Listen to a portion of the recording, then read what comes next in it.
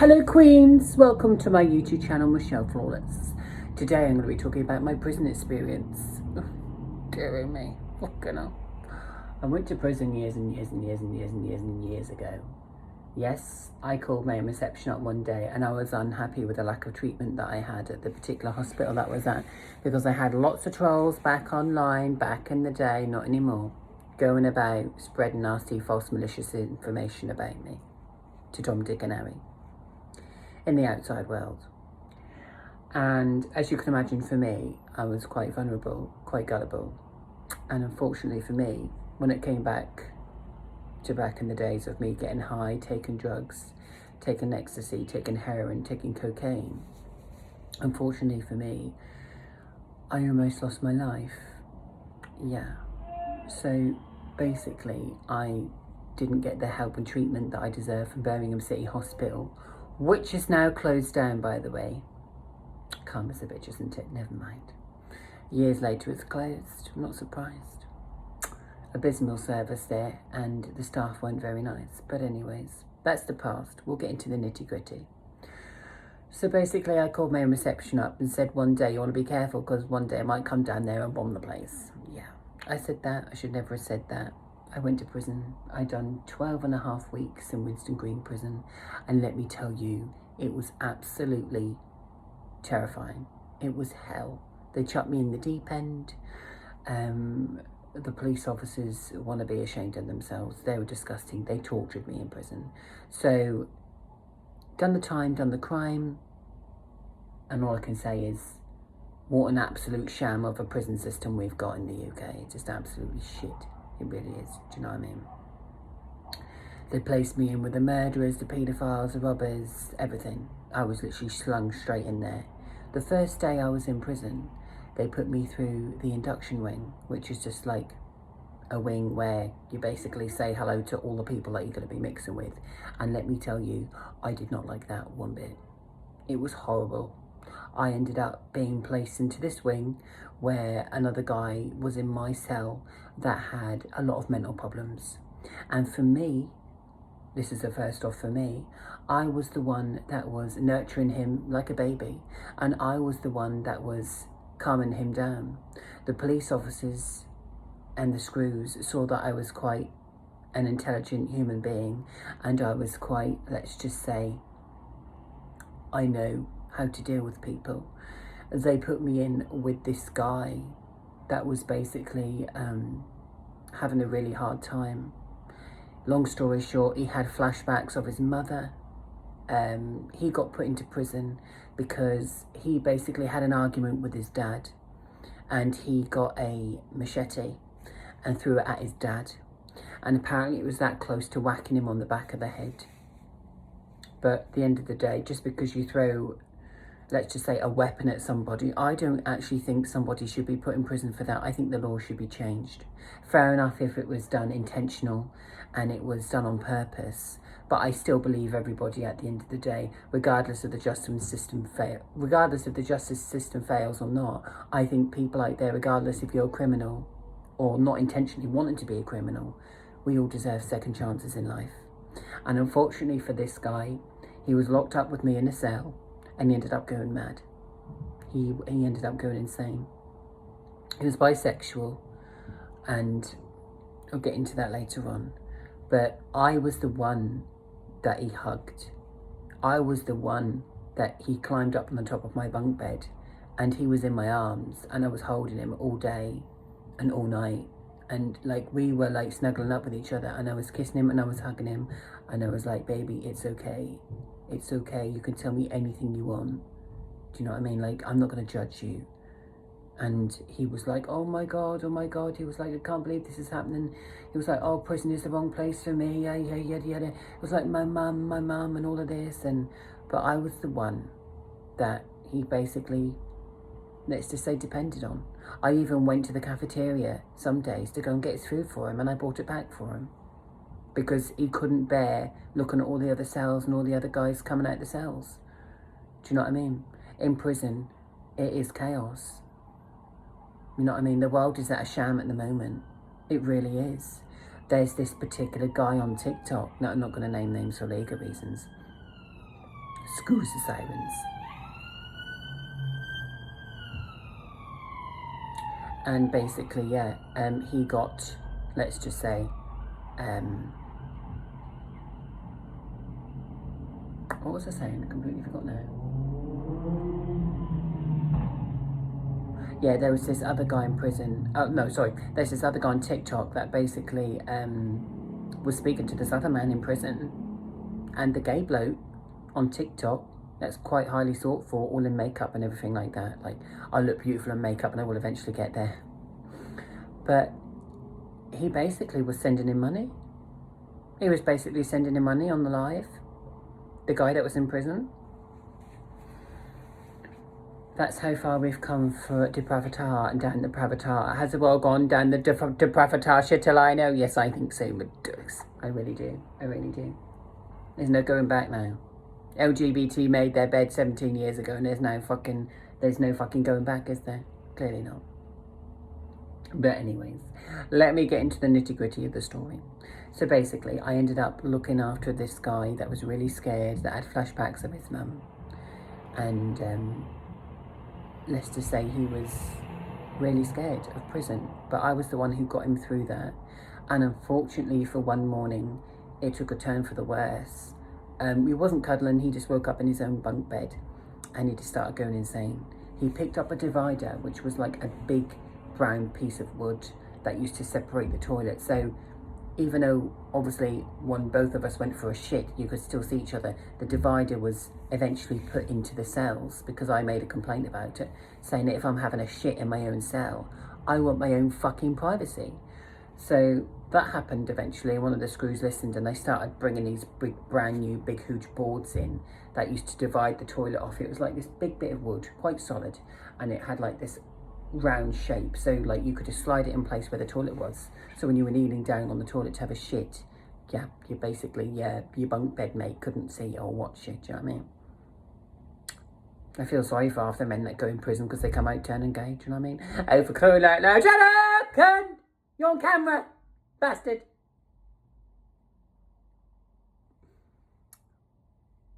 Sorry about that. Got an absolute buffoon fucking banging about. Has it stopped? 2 seconds.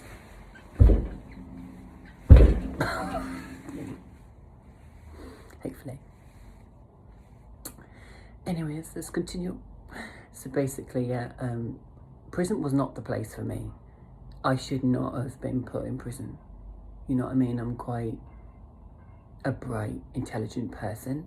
And I think back in the day when I used to get myself so high on MCAT, speed, heroin, ecstasy, you know, sometimes it's like a cry out for help.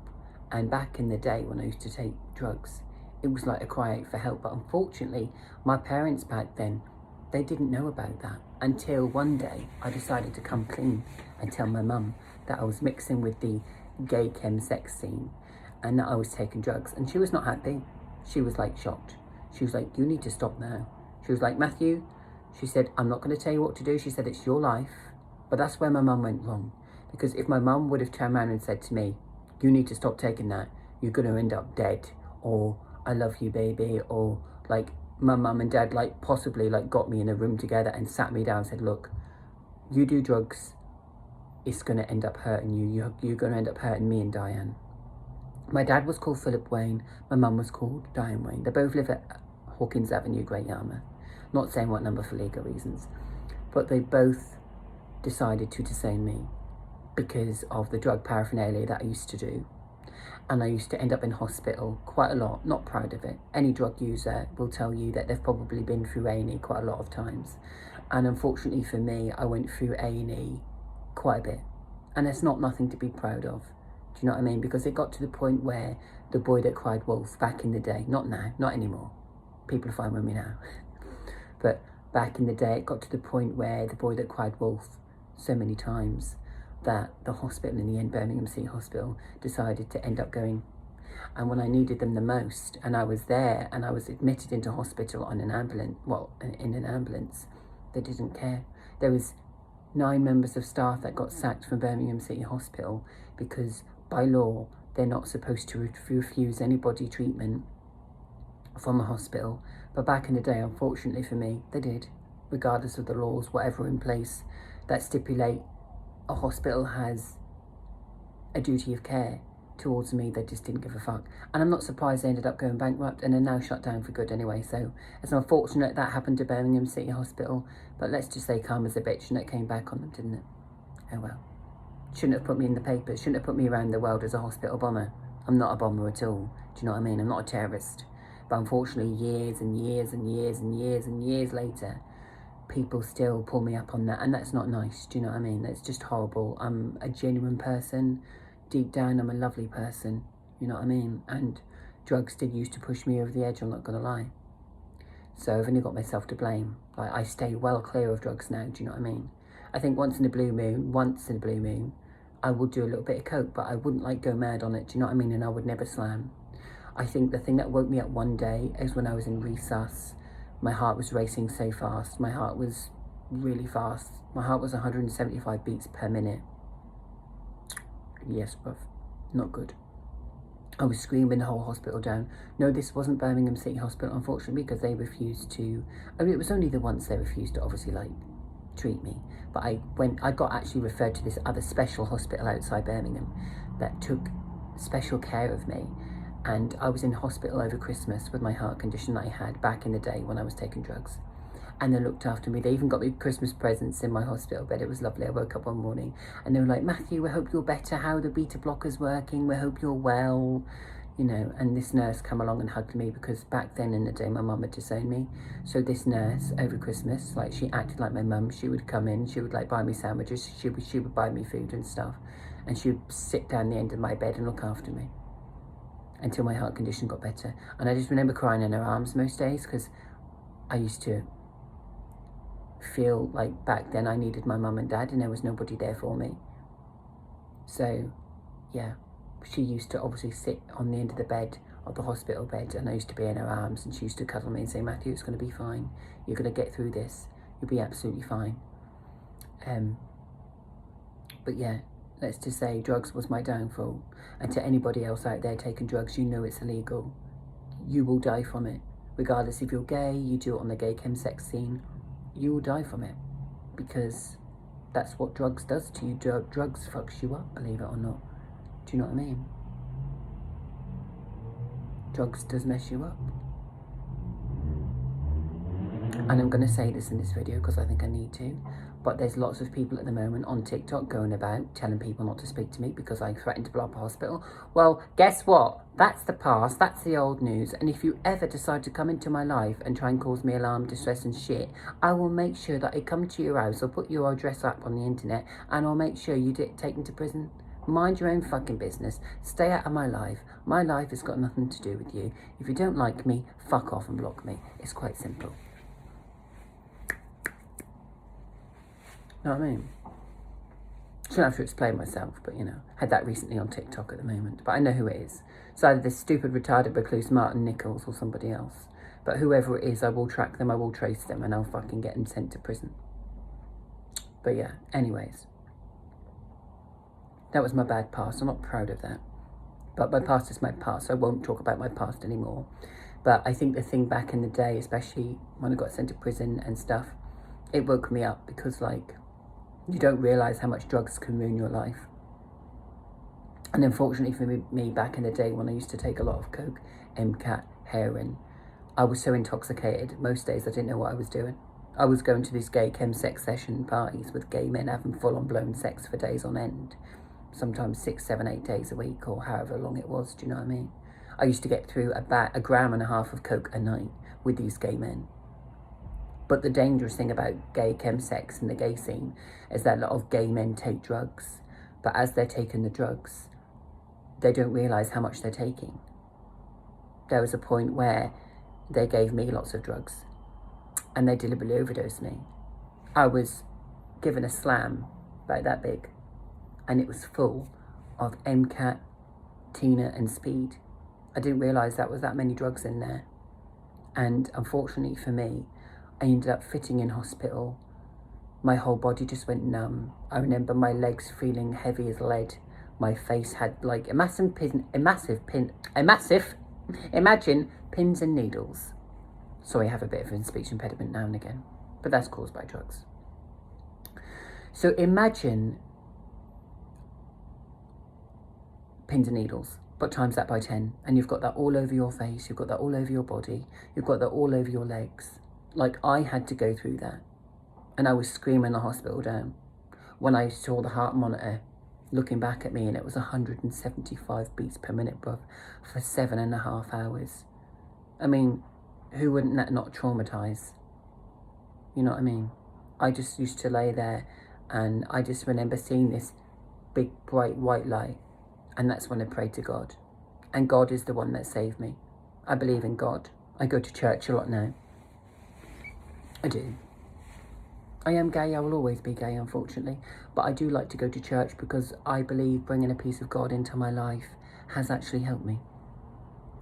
I have even the window silhouettes that they have at church, and I actually have them in my home. So sometimes when it gets all doom and gloom in my life, or shit hits the fan, I just put my silhouettes in the window, I look at them and I pray to God, and I'm just like, God, take this drama away, take this shit away. Do you know what I mean? I don't rise to other people anymore. I've got a legal team, I've got a solicitor, and I let them deal with it. But yeah. So when it comes to my past, when it comes back to drug taking, that was the biggest downfall and disappointment of my life. I wish now that I could have stopped taking drugs, but unfortunately, when you start taking drugs, it's like a sweet. You just want more, more, more. You know what I mean? The more sweets you want, the more you have. Bit like a Pringle. Once you pop, you can't stop. So yeah, I used to end up taking lots of drugs, and one of my friends back in the day called Matty Lucas. Hello, Matty Lucas, darling, if you're watching. He used to take drugs as well. You know what I mean? And it was scary because I used to hang about with my friend Matty Lucas quite a bit. And I'm not going to judge someone for taking drugs, but like, I noticed the change in his behaviour, and that was quite scary to see. You know what I mean? I used to be like, do you know what I mean? I was like, you know what I mean? Like, yeah, not good. And I just remember like calling my mum up one day, and I was like, Mum? She's like, what? I was like, I took some coke tonight. Do you want to see? She was like, no, Matthew. I was like, oh, go on, Mum. You know you want to see me high. She's like, Matthew, I've already told you no. So I just deliberately ignored my mum's advice, and I hit on my phone, FaceTime. Boop. Is it going to zoom in? Is it going to zoom in? Maybe. But yeah, so I basically hit that button. And my mum just saw me like a fucking limp pansy, like standing up at my accommodation. I used to live in Birmingham. And she was like, what have you done, Matthew? She was like, what have you done? I was like, Mum. She was like, what? She was like, look at you. Look at the state of you. I was like, Mum, I'm having a good time. Leave me alone. But that night, unfortunately, I'd come back from a gay bar in Birmingham. I'm not going to say what gay bars I went to because that's private and that's confidential, but I used to go out on the gay scene quite a lot in Birmingham. I used to have a really good time. The gay bars used to make me feel very welcome. But I came back one night from one particular gay bar, and let's just say I was just all over the place, and I video called my mum at the time to show her what I was like when I was high, and she was not impressed. She actually was laughing, but she was not impressed though. She was like, what have you done to yourself, child? What have you done to yourself? She was like, Matthew, she was like, I'm not Matthew anymore, by the way, Michelle. But she was like, we had not brought you up to be like that. Why are you like that for? So yeah.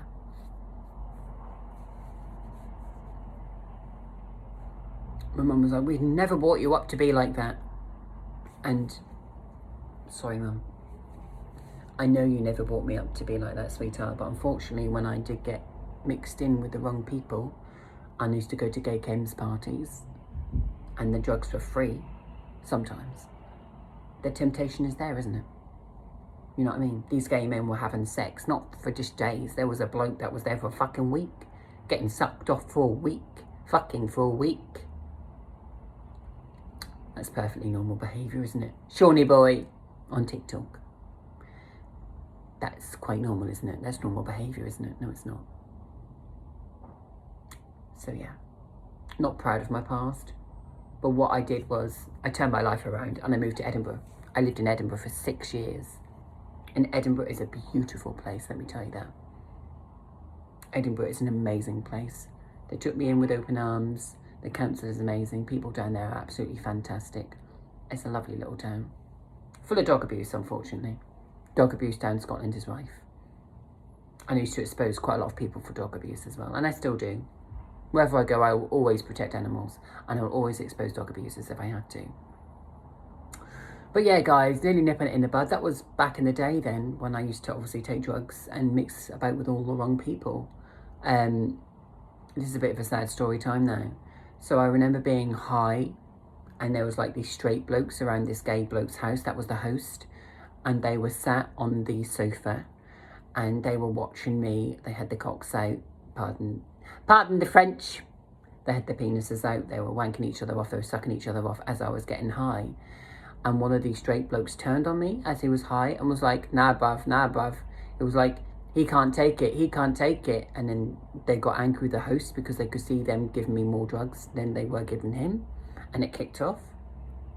So then I basically swiftly got put in this other room whilst this other bloke was basically dealt with by the police, because the police were called when he was high. And he got dragged out by the police because he started to try and beat me up and start on me because he was not happy. Basically, he was not happy because he got jealous. It was like this jealous queen, basically. But he got jealous because the host was giving me far more drugs than he was getting, basically. And he said, obviously, he wants some more drugs to the host, and the host turned around and said no.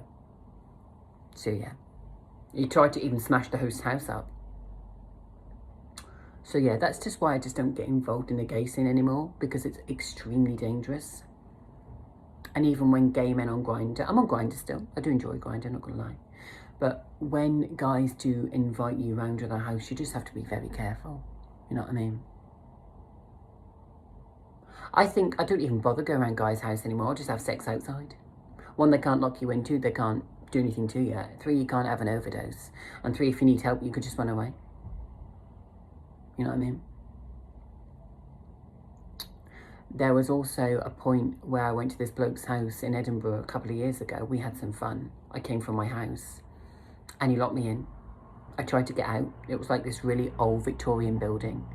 And I tried like walking down the stairs. And he said, oh, it's just that. He just said to me, press the button on the wall, press the button on the wall. So I went to press the button on the wall. Excuse me a second, guys. Yeah, I went to press the button on the wall. And unfortunately for me, it didn't open. And then he started coming down the stairs. And I was like, what are you doing? What are you doing? I like literally rose my voice at him, which scared him enough to make him let me out. But like, I think he was gonna like, I don't know what he was gonna do. I think he was gonna kidnap me or do something, do you know what I mean? But like, good job I raised my voice when he came down them stairs, because if I didn't, I don't reckon I would have been out. I actually had to, there was one instant as well where I actually had to climb out of this bloke's window in Gala Shields. So gay men, some of them are crazy. Some of them will hurt you. Some of them will beat you up. Do you know what I mean? There was this bloke back in Gala Shields, not going to say names for legal reasons, who wanted me to piss in a bottle. Perfectly normal behaviour, isn't it? He wanted me to piss in a bottle so he could drink my piss the following day. This is how disgusting some gay men can be. Do you know what I mean? I wouldn't do this. I mean, with a partner maybe, but with him, no. But he basically wanted me to piss in a bottle, and he wanted to drink my piss and keep bottles of my piss in his fridge. Yeah. And I stayed with him for about 4 or 5 days. And there was one morning he woke up sucking my cock still, and I was just like, mate, you've been sucking it for 6 hours now. I'm kind of bored. Do you know what I mean? I've kind of like had enough of this. And yeah, let's just say it wasn't very nice. Sometimes you'll go to a gay chem sex session and you'll have what you want and you'll get what you want. You'll get that sex what you want. But sometimes you go to a gay chem sex session and it'll just be all about what that gay person wants. You know what I mean? I have seen gangbangs. I've been with a bisexual dude who was proper fit, and me and this lovely bisexual dude ended up having a really hot, passionate evening together. We actually got away from this group.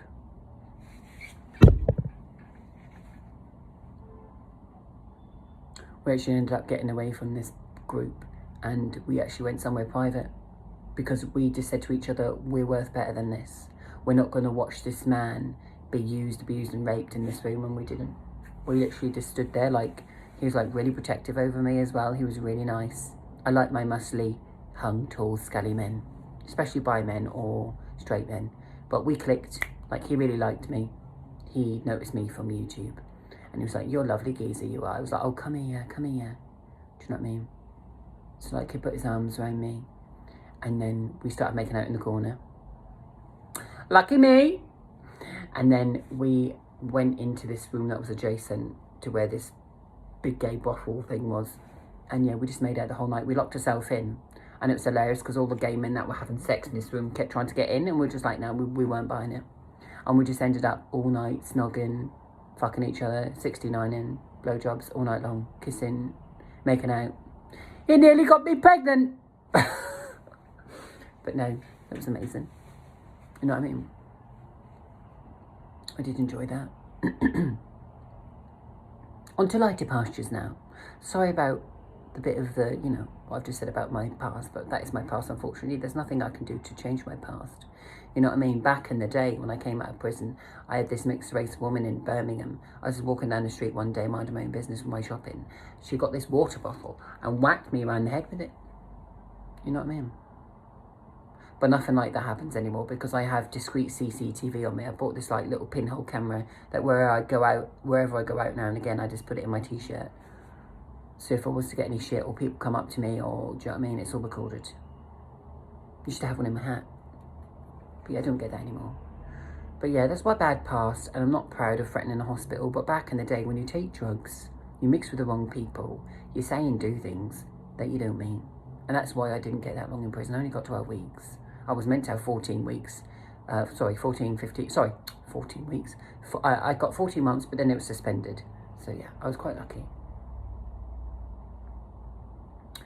So yeah, that's my bad past. There's nothing I can do to change my bad past. But all I can say is I really do apologise to all those people out there in the past that I did offend, because I'm not a dangerous person. I would never blow up anywhere. I'm not a terrorist. Do you know what I mean? I've just seen recently on the news this poor mosque that got attacked by some, let's just say, arsonists or some terrorist group. Terrible. Really, really terrible. But yeah, one last thing. So when I've been to these gay chem sex sessions, there was this other host that introduced me, wait for it, to his straight friend that was curious.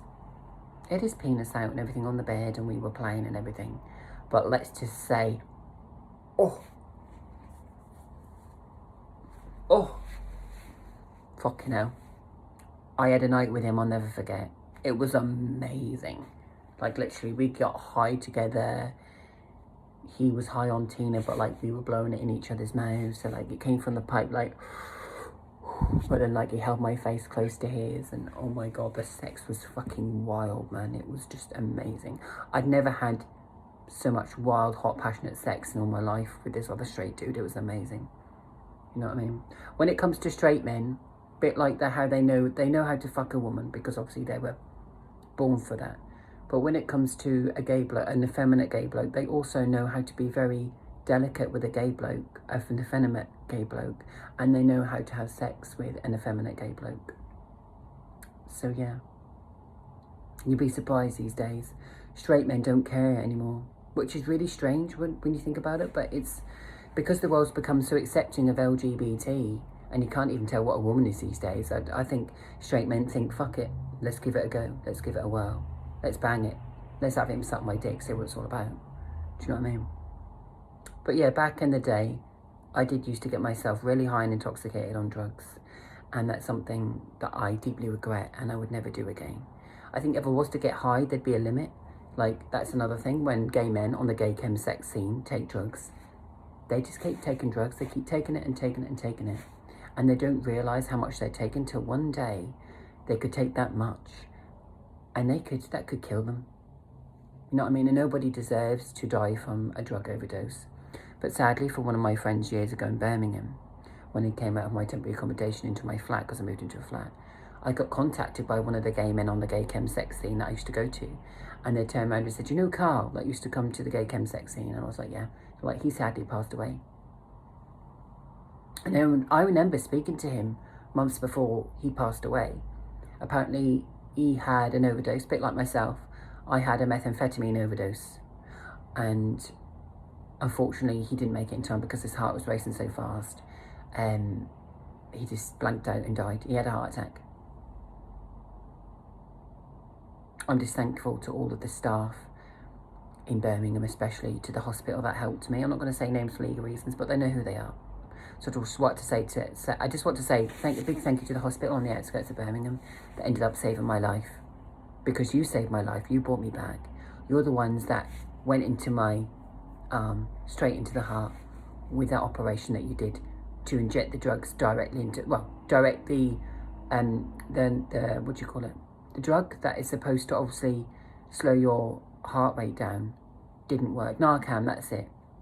They administered so much of that, it just was not working. And my blood was turning purple and was clotting. My ears were going purple.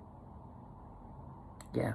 And the first time I ever started taking MCAT, the tops of my ears used to go blue.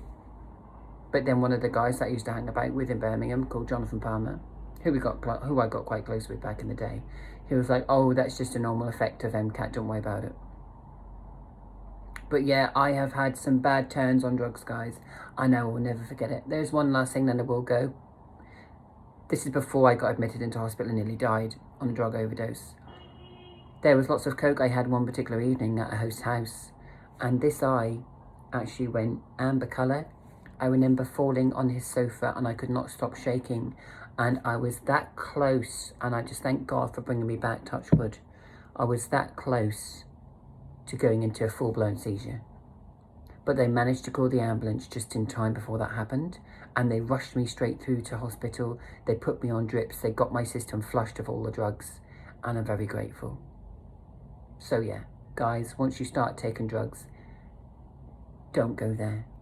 It will mess you up. It will seriously hurt you. And some of the sex that I used to have with gay men that used to take drugs was not pleasant. They're just like, do you know what I mean? No one needs to look at that when you're trying to have sex with someone. There was this other gay bloke that was a teacher. A teacher, government, a teacher.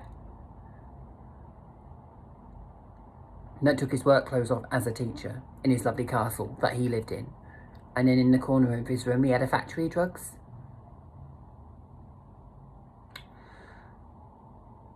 Thanks for watching my story, guys. And I really do hope that educates people out there that are either a drug user and stop taking drugs. But that was my bad past. And the past is the past now, and I've moved on with my life. Thank you for watching.